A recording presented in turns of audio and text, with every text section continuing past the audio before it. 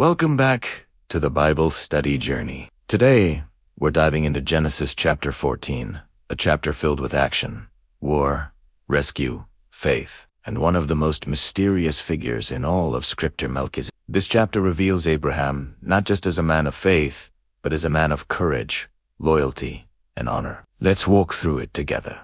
Genesis 14 begins with a major event, the first war ever mentioned in the Bible. For powerful kings from the east come to battle against 5 kings of Canaan. This alliance includes the cities of Sodom and Gomorrah. The eastern kings are dominant. They completely overwhelm the local rulers, winning the conflict and taking everything: people, possessions, and all the food supplies. And among those captured is Lot, Abraham's nephew. Now, remember, Lot had chosen to move to Sodom for personal gain, separating himself from Abraham. But despite that choice, he is still family, and Abraham is about to step in and do something extraordinary. When Abraham gets the news that Lot has been taken captive, he doesn't hesitate. He doesn't stop to think about the risks or the overwhelming odds. Genesis 14:14 tells us that Abraham immediately gathers his 318 trained men, all born in his own household.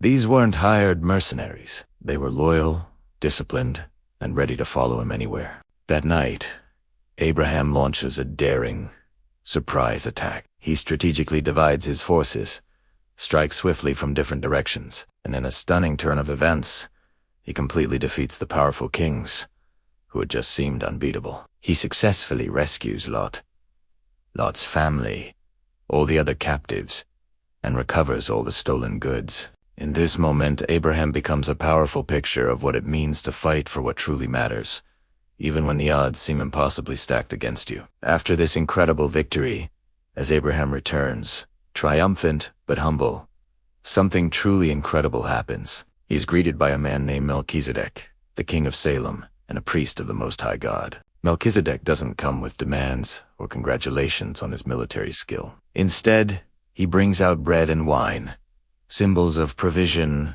and fellowship, and he blesses Abraham, saying, "Blessed be Abram of the Most High God, possessor of heaven and earth." Abraham, in a profound act of faith and humility, recognizes Melchizedek's spiritual authority and gives him 1/10 of everything he had recovered. This is the first recorded tithe in the Bible. Melchizedek appears in the story suddenly, with no genealogy, no background, and no mention of his end. He becomes a powerful symbol, a foreshadowing of Christ in the New Testament, king and priest forever. Right after this divine encounter, the king of Sodom approaches Abraham with a very different kind of offer. He says, "Give me the people, but you can take all the goods for yourself." This was a tempting proposition, a massive fortune, the spoils of war, completely free and clear. But Abraham refuses. He makes an oath and declares he will not take anything from Sodom, not even a thread or a shoelace, so that no one could ever say that the wicked king of Sodom made Abraham rich. Abraham chooses integrity over wealth. He chooses faith in God's provision over worldly gain. He demonstrates that his trust is fully in God, not in the rewards offered by a corrupt world. So what does Genesis 14 teach us today? It's packed with powerful lessons. First, God honors loyalty and courage. Abraham didn't look the other way when his family, even a straying one, was in trouble.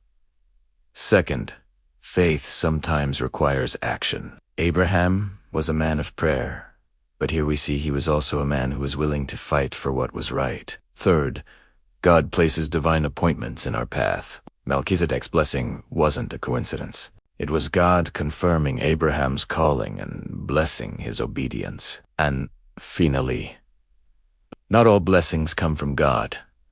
Abraham had the wisdom to discern the source and refused Sodom's tainted offer because he only wanted what came directly from God's hand. Genesis chapter 14 is a powerful reminder for us to fight for what matters, to stand for what's right, and to trust God above every earthly reward. Thank you for studying with me today on the Bible Study Journey. If this helped you, don't forget to like, subscribe, and share it with someone who might need it. And join me next time as we explore Genesis chapter 15, one of the most powerful covenant chapters in the entire Bible. God bless you, and I'll see you in the next study.